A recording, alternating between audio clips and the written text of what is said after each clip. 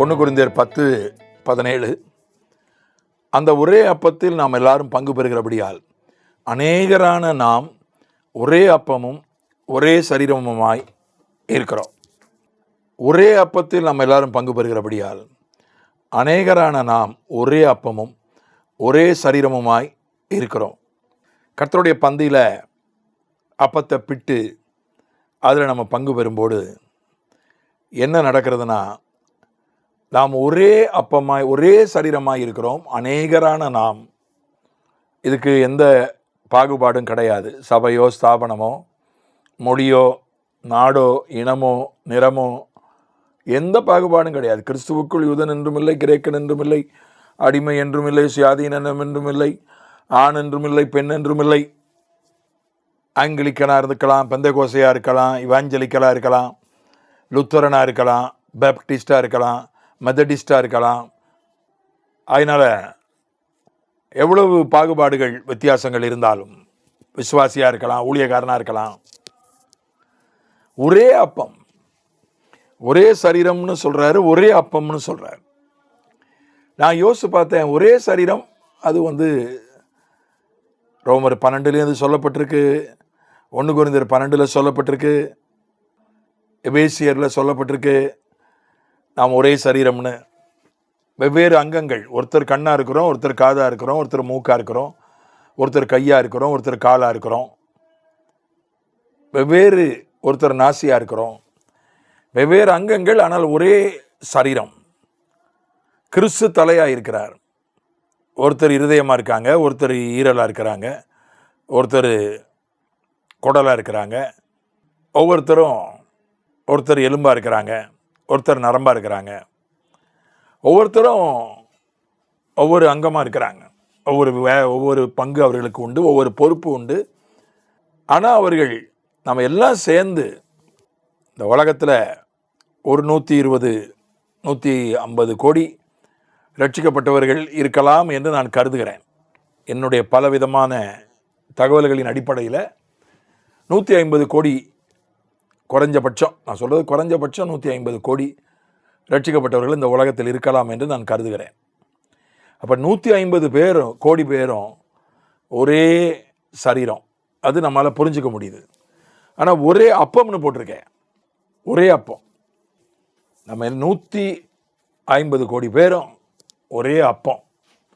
அதுக்கு நான் பலவிதமாக அதை ஆராய்ந்து பார்த்தபோது எனக்கு ஒரே ஒரு வசனம்தான் எனக்கு அதுக்கு பதில் சொல்கிற மாதிரி அமைந்தது. மார்க் 8:14. அங்கே அப்பம் கொண்டு போக மறந்து விட்டார்கள். பிரயாணம் போகிறாங்க, சீஷர்கள் அப்பத்தை கொண்டு போக மறந்துட்டாங்க. ஆனால் ஒரே ஒரு அப்பம் மட்டும் இருந்தது. சீஷர்கள் அப்பங்களை கொண்டு வர மறந்து போனார்கள். படவிலே அவர்களிடத்தில் ஒரே அப்பம் மாத்திரம் இருந்தது. ஒரே ஒரு அப்பம் இருக்குது, ஆனால் 12 பேர் இருக்காங்க. இயேசுவை சேர்த்து 13 பேர். 19ஆம் வசனம் 20ஆம் வசனம் மார்க் 8. நான் 5 அப்பங்களை 5000 பேருக்கு பங்கிட்ட போது மீதியான துணிக்கைகளை எத்தனை கூடை நிறைய எடுத்தீர்கள் என்று கேட்டார். 12 என்றார்கள். நான் 7 அப்பங்களை 4000 பேருக்கு பங்கிட்ட போது மீதியான துணிக்கைகளை எத்தனை கூடை நிறைய எடுத்தீர்கள் என்று கேட்டார். 7 என்றார்கள். இவங்க அப்பம் கொண்டு வர மறந்துட்டாங்க. அவர் வேற ஒரு உபதேசம் பண்ணுறார். பரிசேயருடைய புளித்த மாவு, ஏரோதனுடைய புளித்த மாவை பற்றி எச்சரிக்கையாக இருங்க அப்படின்னு அவர் வேற ஒரு தலைப்பில் போதிக்கிறார். இவங்க நினச்சிக்கிட்டாங்க, நம்ம அப்பம் கொண்டு வர மறந்துட்டோம், ஆண்டவர் நம்மளை குத்தி காட்டுறாரு அப்படின்னு நினச்சிக்கிட்டாங்க. அப்போ தான் ஆண்டவர் சொல்கிறாரு, நீங்கள் அப்பத்தை பற்றி கவலைப்படாதீங்க. நான் 5 அப்பத்தை 5000 குடும்பங்களுக்கு கொடுக்கலையா? 7 அப்பத்தை 4000 குடும்பங்களுக்கு கொடுக்கலையா? அதனால் உங்ககிட்ட ஒரே ஒரு அப்பம் தான் இருக்குது, அதை என்னால் பெருக்க முடியும். 13 பேருக்கு ஒரு அப்பத்தை பெருக்க முடியாதா? பெருக்க முடியும். நம்முடைய ஆண்டவர் அந்த ஒரே அப்பமாக இருந்தாலும் அதை அவர் பெருகச் செய்கிறவர். எனக்கு அந்த ஒருமனப்பாட்டுக்கும் பெருக்கத்துக்கும் ஒரே அப்பம்ன்றது ஒருமனப்பாட்டை குறிக்குது. அது ஆண்டவரால் பெருக்க செய்ய முடியும்னு அவர் சொல்கிறார். ஒருமனப்பாட்டுக்கும் பெருக்கத்துக்கும் என்றைக்குமே சம்பந்தம் உண்டு. அப்போஸ்தலர் 2:46. அவர்கள் ஒருமனப்பட்டவர்களாய் தேவ ஆலயத்திலே அனுதினமும் தரித்திருந்து வீடுகள் தோறும் அப்பம் பிட்டு மகிழ்ச்சியோடும் கபடமில்லாத இருதயத்தோடும் போஜனம் பண்ணி தேவனை துதித்து ஜனங்கள் எல்லாரிடத்திலும் தயவு பெற்றிருந்தார்கள். ரட்சிக்கப்படுகிறவர்களை கர்த்தர் அனுதினமும் சபையிலே சேர்த்து கொண்டு வந்தார். அவர்கள் ஒருமனப்பட்டவர்களாய் என்று ஆரம்பிக்குது இந்த பகுதி. முடியும் போது முடியுது. ரட்சிக்கப்படுகிறவர்களை கர்த்தர் அனுதினமும் சபையில் சேர்த்து கொண்டு வந்தார்.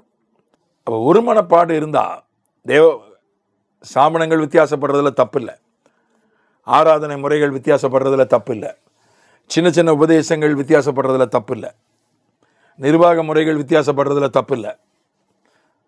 ஆங்கிலிக்கனாக இருங்க, பெந்தகோசையாக இருங்க, இவாஞ்சலிக்கலாக இருங்க, பாப்டிஸ்டாக இருங்க, மெதடிஸ்டாக இருங்க, இருந்துட்டு போங்க.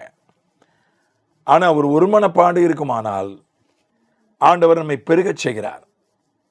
ஆத்துமாக்கள் அதிகமாய் பெருகுவதற்கு பல காரணங்களை சொல்லுகிறார்கள். ஜபம், சுவிசேஷம் அறிவித்தல், அற்புதங்கள், பல காரணங்களை சொல்லுகிறார்கள். நான் அவைகளை ஆதரிக்கிறேன், ஏற்றுக்கொள்கிறேன். ஆனால் முக்கியமான காரணம் ஒருமனப்பாடு. ஒருமனப்பட்டவர்களாய் அவர்கள் தரித்திருந்து அதனுடைய கடைசி விளைவு என்ன? தினமும் ஜனங்க ரட்சிக்கப்பட்டு சபையில் சேர்ந்தாங்க. அதனால் ஆத்துமாக்கள் அறுவடை செய்யப்படுவதற்கு மிக மிக முக்கியமான ஒரு ரகசியம் ஒருமனப்பாடு. ஒரே சரீரமாய், ஒரே அப்பமாய், ஒரே மனதோடு, ஒரே ஆவியோடு திகழ்ந்து அநேக ஆத்துமாக்களை ஆண்டவரண்டை கொண்டு வருவோம். ஆமென்.